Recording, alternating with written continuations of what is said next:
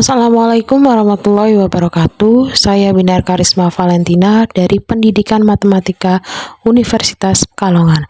Saya akan mempresentasikan hasil artikel saya dengan judul Analisis Kesulitan Belajar Berdasarkan Minat Belajar Kelas 7 di SMPN 03 Tirto. Selamat menyaksikan.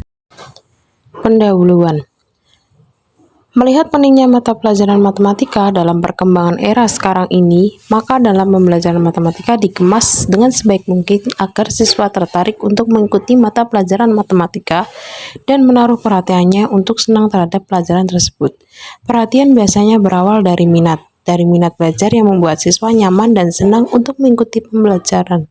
Minat menjadi faktor psikologis yang penting untuk menunjang efektivitas dalam proses belajar mengajar. Minat adalah akar motivasi yang kuat untuk belajar dan menjadi pengantara partisipasi dan aktivitas siswa dalam proses pembelajaran. Menurut Silvitra dan Mailidi 2020, minat menjadi peranan penting dalam pembelajaran. Tanpa adanya minat, proses pembelajaran pada siswa menjadi kurang maksimal.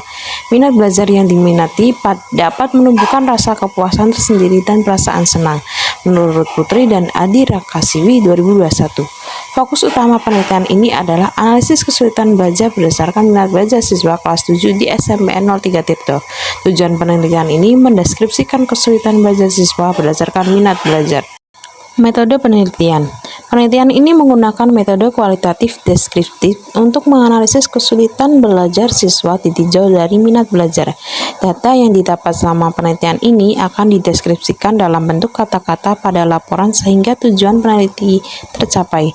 Teknik pengumpulan data yang digunakan adalah angkat minat belajar, tes uraian untuk mengetahui kesulitan belajar siswa, dan wawancara.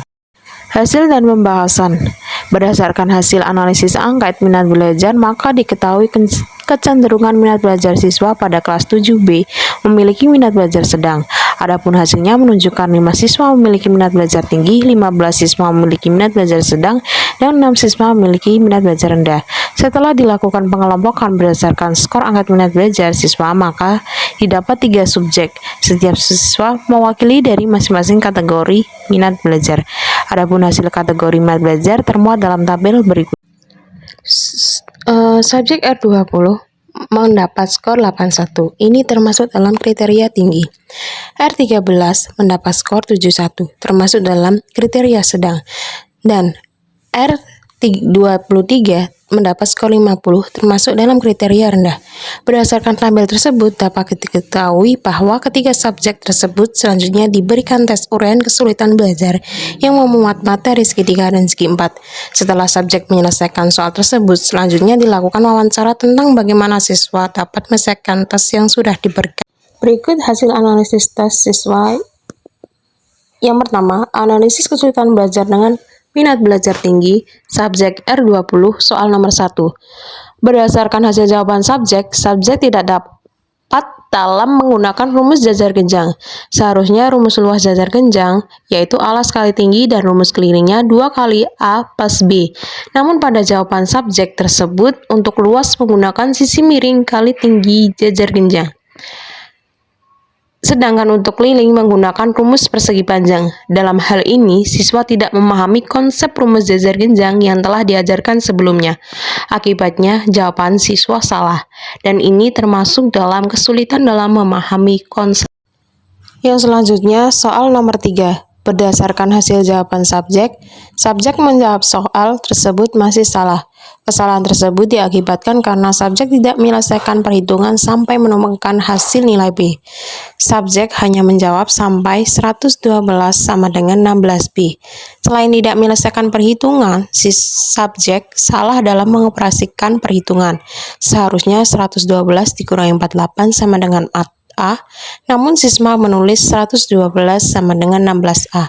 Dalam hal ini jelas salah dan subjek tidak menerapkan prinsip sehingga tidak paham untuk melanjutkan perhitungan.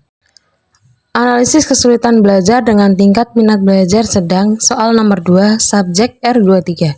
Berdasarkan hasil jawaban subjek menjawab soal tersebut salah. Subjek menjawab pertanyaan tidak sampai langkah akhir, hanya memasukkan nilai luas untuk mencari nilai X tanpa mencari masing-masing nilai diagonal 1 dan nilai diagonal 2. Hal tersebut dikarenakan subjek tidak memahami maksud soal. Seharusnya setelah mengetahui nilai X, si subjek mencari masing-masing nilai diagonalnya. Karena subjek tidak memahami soal, akhirnya tidak menyelesaikan sampai akhir. Analisis kesulitan dengan minat belajar sedang soal nomor 5. Berdasarkan hasil jawaban subjek menjawab soal tersebut masih salah. Kesalahan tersebut disebabkan karena tidak tepat dalam menarik kesimpulan. Seharusnya luas tanah dikurangi luas kolom saja, tidak perlu dikurangi 1 meter tiap luas. Namun subjek menulis hasil luas tanah dikurangi 1 meter dan hasil luas kolam dikurangi 1 meter. Hal ini membuktikan bahwa subjek masih salah dalam menarik kesimpulan. Yang selanjutnya, analisis kesulitan belajar dengan tingkat minat belajar rendah. Soal nomor 1, subjek R23.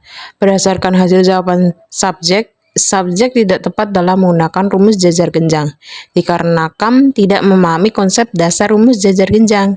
Subjek menghitung luas jajar genjang dengan rumus alas kali tinggi kali sisi miring, sedangkan untuk keliling menggunakan rumus 2 kali A kali 2 kali T dikali 2 kali S. Hal tersebut bahwa subjek sebenarnya tidak paham mengenai rumus jajar genjang, hanya menjumlahkan saja nilai-nilainya. Hal ini termasuk ke dalam subjek kesulitan dalam memahami konsep. Yang selanjutnya, soal nomor 4. Berdasarkan hasil jawaban subjek menjawab soal tersebut masih salah. Kesalahan tersebut disebabkan karena tidak menghitung luas bangun datar belah ketupat, hanya menghitung luas persegi panjang.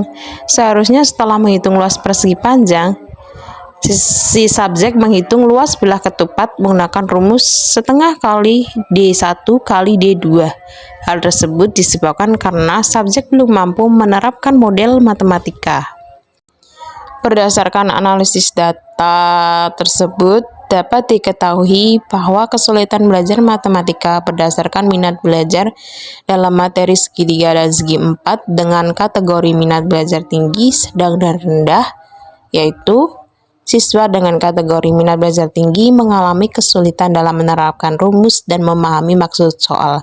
Untuk siswa dengan kategori minat belajar sedang mengalami kesulitan dalam menerapkan prinsip, yaitu tidak menyelesaikan perhitungan dan kesulitan dalam menyelesaikan masalah verbal seperti tidak dapat menarik kesimpulan.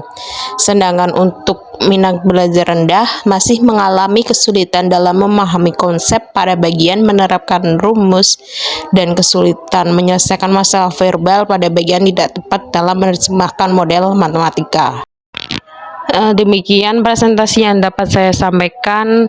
Mohon maaf apabila banyak salah.